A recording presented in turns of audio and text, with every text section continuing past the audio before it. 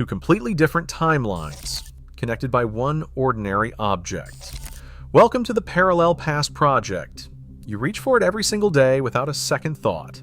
But for centuries, this fork was denounced as unholy, foreign, and sinful. In 1004, a Byzantine princess lifted a golden two-pronged fork at her Venetian wedding feast. When plague claimed her life, the church called it divine punishment. The full history of the fork stretches from the fire-lit kitchens of ancient Rome to one of the strangest moral panics in Western civilization. In the kitchens of ancient Greece and Rome, the fork was not a symbol of refinement or scandal. It was a tool of necessity, forged from iron or bronze, designed for the heat and chaos of food preparation. Archaeological finds, like the two-pronged flesh hook from Castel Henley's, reveal a long-handled implement built for lifting steaming cuts of meat from boiling cauldrons. These forks, sometimes called fursilla or trulle in classical texts, belong to the world of cooks and enslaved kitchen workers. Their hands, roughened by labor, wielded these metal prongs to turn roasts or retrieve fish from broth, keeping flesh from burning and kitchens running smoothly. Household inventories from Pompeii and Herculaneum list these utensils among the standard equipment of the culaina, stored alongside ladles and bronze pans. The playwright Plautus, writing for Roman audiences, could joke about a slave turning meat with his fork, an everyday image understood by all as the mark of kitchen work. In mosaic and fresco, anonymous figures stand over open flames, gripping two-pronged hooks, their faces lost to history, but their labor preserved in stone and pigment. At the banquet table, however, the fork was absent. Diners, whether patrician or plebeian, used hands, knives, or spoons. The fork's domain was the heat and smoke of the kitchen, its status fixed among the tools of those who served. Before it ever sparked outrage or became a symbol of status, the fork was simply a device for handling hot meat, a silent witness to the labor that fed the ancient world. In the year 1004, the city of Venice prepared for a wedding that would become legend. Maria Argyropoulina, a Byzantine noblewoman, arrived from Constantinople to marry Giovanni Orseolo, heir to the Venetian Doge. Her dowry glittered with treasures, but one object drew more attention than all the rest: a small golden fork with two slender prongs. At the wedding feast, Maria did not reach for bread or meat with her fingers. Instead, she lifted each morsel with the fork, her gesture deliberate and foreign, watched by a hall filled with Venetian elite. The fork, so common at the Byzantine court, was a curiosity in the West, a symbol of distant luxury and imperial refinement. The reaction was swift and uneasy. Among the guests were churchmen who saw in Maria's table manners not elegance, but arrogance. St. Peter Damian, the reforming monk and future cardinal, would later condemn the fork in a letter that echoed through the Latin world. He wrote that God himself had given man natural forks, his fingers, and that to substitute metal for flesh was an act of vanity, a rejection of divine order. Damian's words were not just a personal rebuke. They became a rallying cry for those who saw the fork as a dangerous excess, a threat to the humility demanded by faith. To eat with a golden fork was to challenge the very boundaries between human and divine, body and soul. Within 2 years, Maria was dead. The chronicles record her death as sudden, swept away by plague, along with her husband and their infant son. In the years that followed, a story hardened that her fate was not misfortune, but punishment. Clerics and moralists pointed to her golden fork as the cause, warning that pride at the table could bring down the wrath of God. While modern historians question the link between fork and plague, the legend endured. The fork, once a mark of Eastern sophistication, now carried the stain of taboo. In the Western imagination, it became more than a utensil.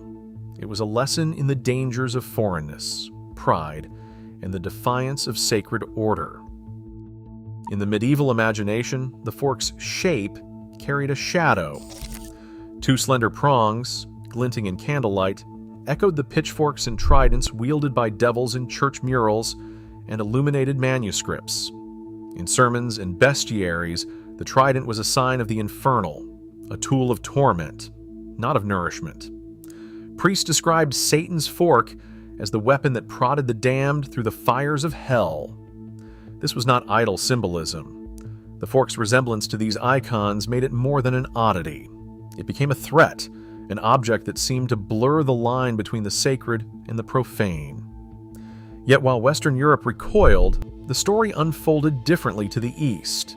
In Byzantine palaces and Islamic courts, the fork was a badge of refinement. Silver and gold forks appeared in the inventories of Constantinople's elite, prized for their cleanliness and elegance. Persian and Arab miniatures show courtiers using forks to serve sweets and fruit, their gestures precise and graceful. Here the fork was not a temptation but a mark of civilization, a tool for keeping hands clean, for honoring guests, for raising the act of eating to a ritual of order and beauty. The divide was not just about metal or manners. In the West, suspicion ran deeper than simple unfamiliarity. The fork became a symbol of foreignness, a wedge between those who saw themselves as guardians of tradition and those who flirted with the allure of the exotic. To adopt the fork was to risk being accused of pride, effeminacy, or even heresy.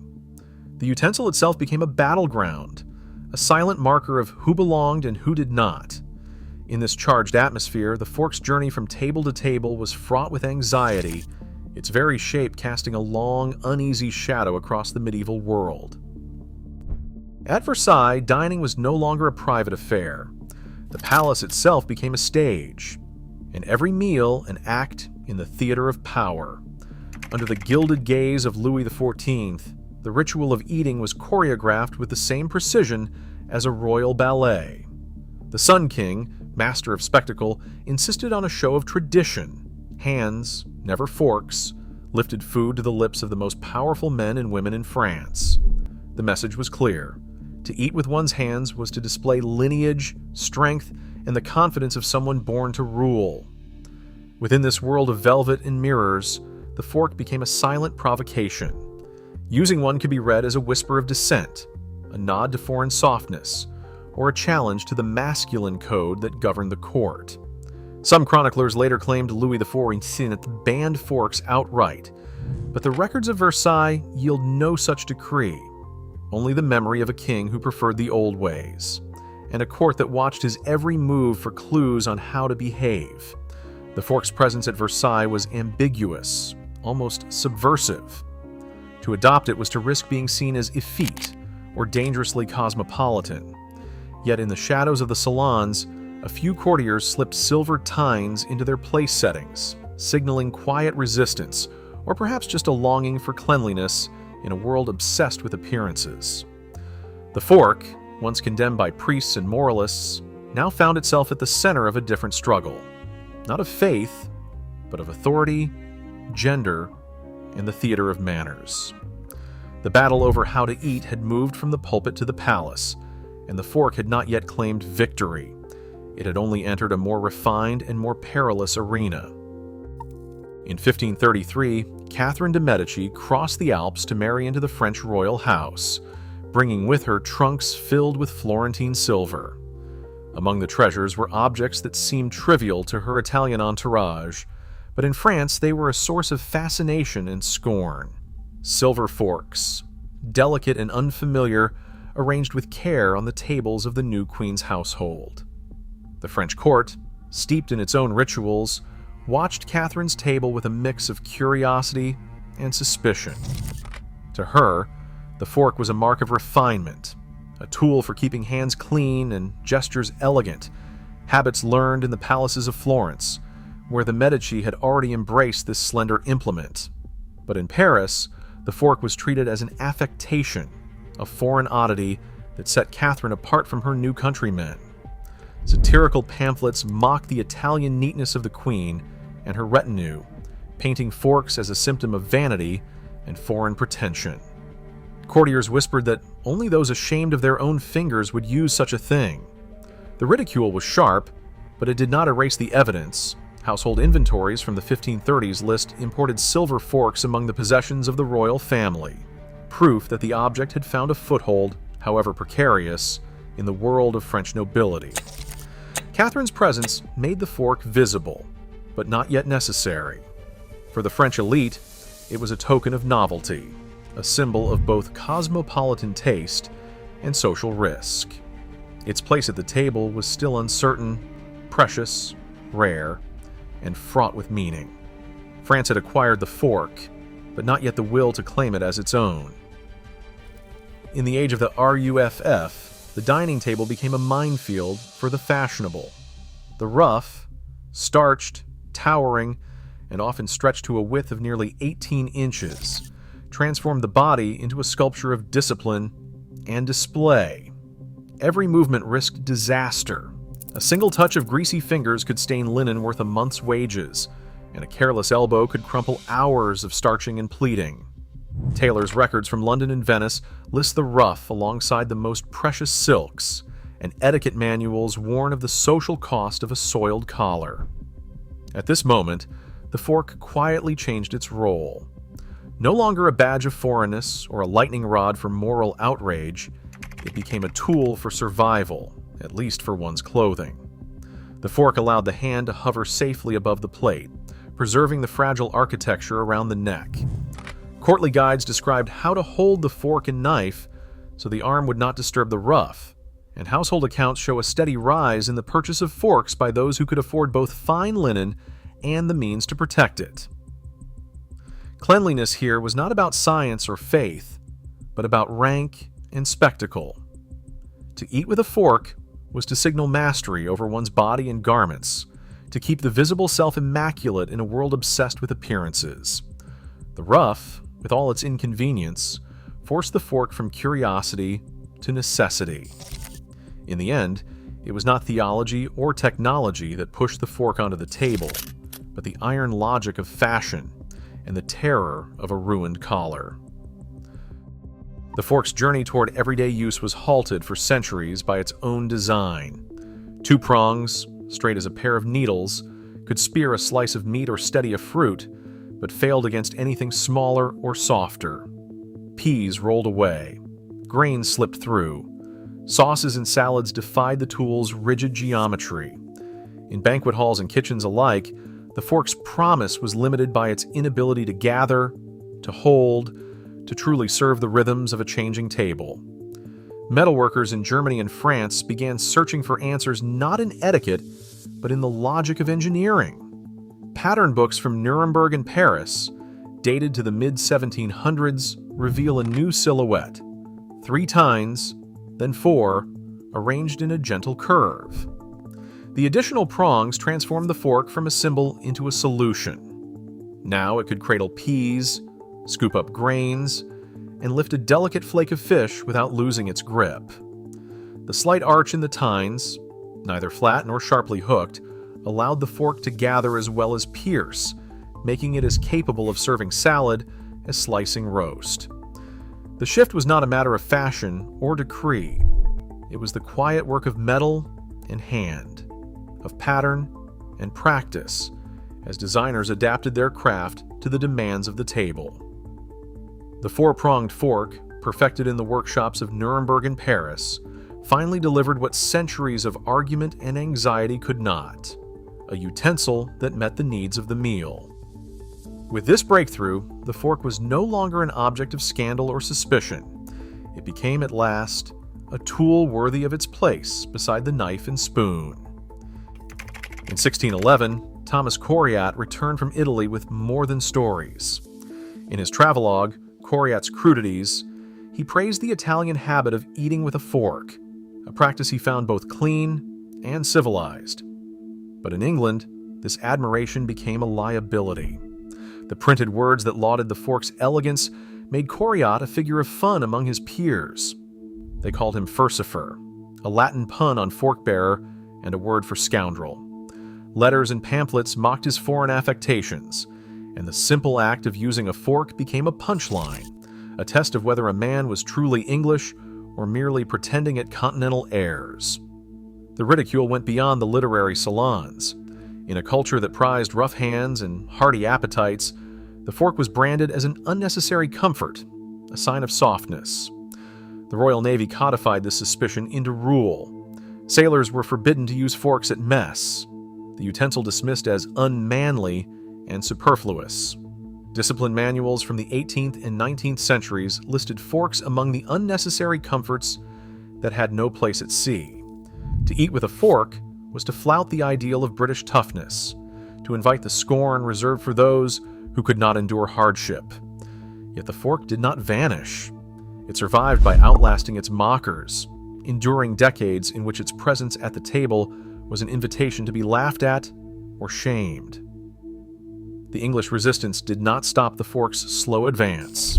Instead, it revealed how even the most practical improvement could be transformed into a symbol of national identity and masculine pride, a battle fought not with decrees, but with jokes, sneers, and silent refusals.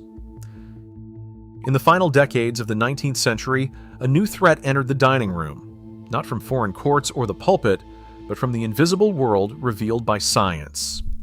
In Paris, Louis Pasteur peered through his microscope and saw what no priest or king had imagined: swarms of microorganisms clinging to the skin, lurking on every surface, multiplying in the warmth of the human hand. Published in 1861, Pasteur's germ theory shattered old certainties. Hands, once praised for their naturalness, became suspect, potential carriers of disease, capable of spreading illness with every touch. The fork, so long dismissed as a symbol of luxury or weakness, was recast as a shield. Metal, unlike flesh, could be scalded, scrubbed, sterilized. What once seemed artificial now promised safety. Medical pamphlets urged families to abandon old habits.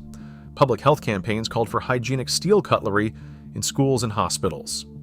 Advertisements in London and Paris, stamped with Pasteur's authority, declared the fork an instrument of survival, not just of manners. In the logic of modern medicine, the fork's triumph was complete. The very object once condemned as an insult to God became, at last, a barrier against the unseen dangers of the modern world. Factories in Sheffield and St. Gallen thundered day and night, stamping out steel forks by the thousands. Hydraulic presses, once the pride of the Great Exhibition in 1851, now turned out four-pronged utensils in seconds, each one identical, each one cheap enough to land on any table, from the grandest hotel to the humblest boarding house. The hand-forged silver of aristocratic banquets gave way to rows of gleaming steel, sold in department stores and shipped across oceans by the crate. Mass production erased the last traces of exclusivity. A fork was no longer a token of rank or a mark of foreignness. It became a tool of routine, as ordinary as a loaf of bread. The new steel fork fit perfectly with the language of hygiene that swept through public life. In schools and hospitals, in city ordinances and health pamphlets, the fork was praised as a barrier between flesh and food, a defense against invisible threats, as essential as soap or boiled water. Its hard surface could be scalded, scrubbed, and trusted. The old anxieties of vanity, of effeminacy, of the devil's trident faded into memory, replaced by the cold logic of mass production and science. The fork that once divided courts and churches now vanished into daily habit, the survivor of centuries of conflict lying silent at every meal. Even the smallest object can carry the weight of history, its shape forged by hands both visible and unseen. On every table, the fork now passes unnoticed, its long war of meaning seemingly over. Yet each meal still carries the residue of centuries, questions of purity, power, and belonging, now rendered invisible by habit.